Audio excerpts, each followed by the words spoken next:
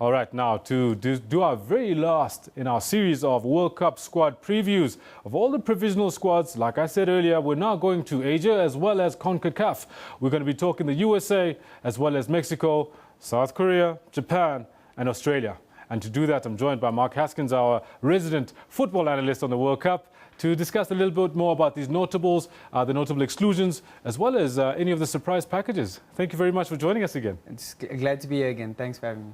All right, cool. Let's start right at the top of where the world sits right now. Let's look at Mexico. Mexico are known for having a very fast and enterprising style of play. What do you think about this particular squad? Mexico have a good squad. They always come in and they'll always be a threat in any World Cup. They've obviously brought some of their key players, Javier Hernandez, you have Giovanni Dos Santos. The main guy I think that they're going to be missing is Carlos Vela. He's made himself unavailable. I'm not sure exactly what the reasons are, but there's obviously been a bit of drama in the past between himself and the national team.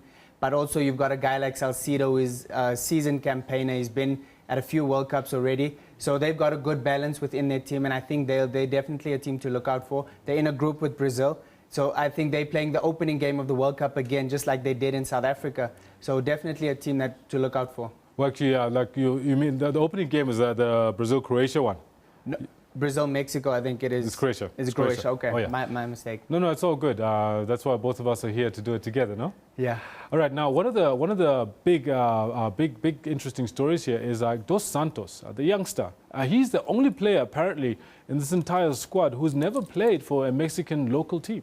Yeah, no, he's a bit of a case like Messi as well. Messi has never played in Argentina the same way Dos Santos has never played in Mexico. They both actually were part of the Barcelona academy. So Dos Santos comes through the ranks at Barcelona and he played for Barcelona.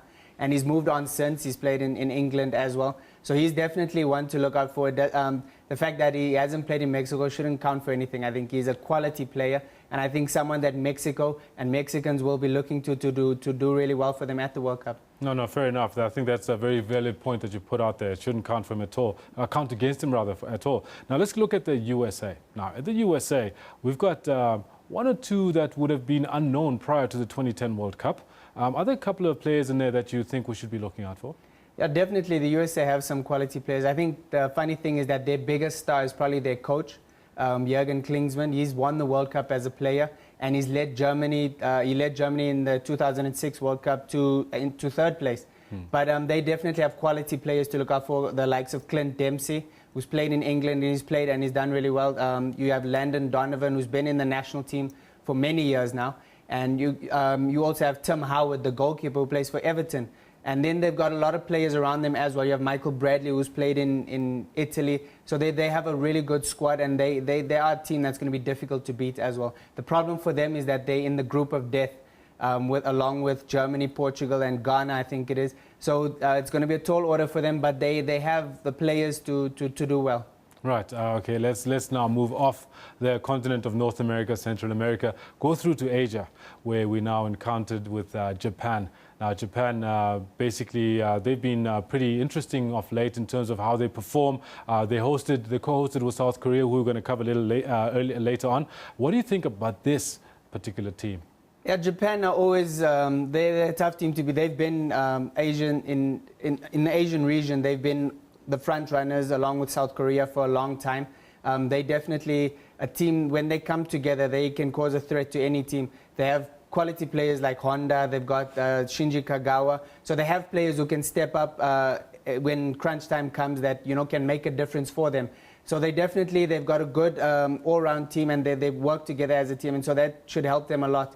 I think they're going to be in the Asian region, they're one of the stronger teams, so they'll be a difficult team to beat. One of the things about them, I remember seeing quite a few years ago a YouTube clip which showed the Japanese women team kicking a ball around, and they kicked it with such precision. That is one of the strengths of this particular team, isn't it? I mean, if that's them as a country, they technically they're very sound. So that's what they have going for them. They do the basics well. And in football, if you can bring a team together and they're solid in terms of tactical awareness, technical awareness, then they'll do really well. And I mean, the women, I think they're actually world champions. And so with the men team as well, they'll definitely be a difficult team to beat. All right, cool. Now let's go to Australia, the Socceroos. they've actually been quite surprising. I mean, considering that in Australia, football is nowhere near one of their #1 sports. They've qualified for the World Cup, and they seem to be doing well. In terms of football, yeah, it's been difficult for them to qualify. They've even actually moved to a different confederation to make it easier for them to qualify, because they used to be a part of Oceania, and now they're part of the Asian qualifying region. And so they've qualified through Asia because they normally go out because the Oceania plays playoff against the South American regions, yes, and that kind of thing. So they've improved their chances of qualifying, but they have key players as well that you can look out for. A guy like Tim Cahill is a really quality player. They've got Chelsea's reserve goalkeeper and Mark Schwarzer. I mean, we saw him come through at the end of the season for Chelsea and do really well for them. And so they have players who've been there, done that, and it's a team they can do well. I need to cut you off because I've just been shown that we need to end this, but we can't go away without talking about just a quick one on South Korea. 20 seconds to let us know what is happening there, because there is a notable player who's not going to be playing. South Korea are the most successful of the Asian teams. They've reached the semi-final when they co-hosted in 2002, so they're always a threat. The surprise for them was that Ji-sung Park has retired from international football, which is probably going to be a blow to them, but hopefully they can do well without him.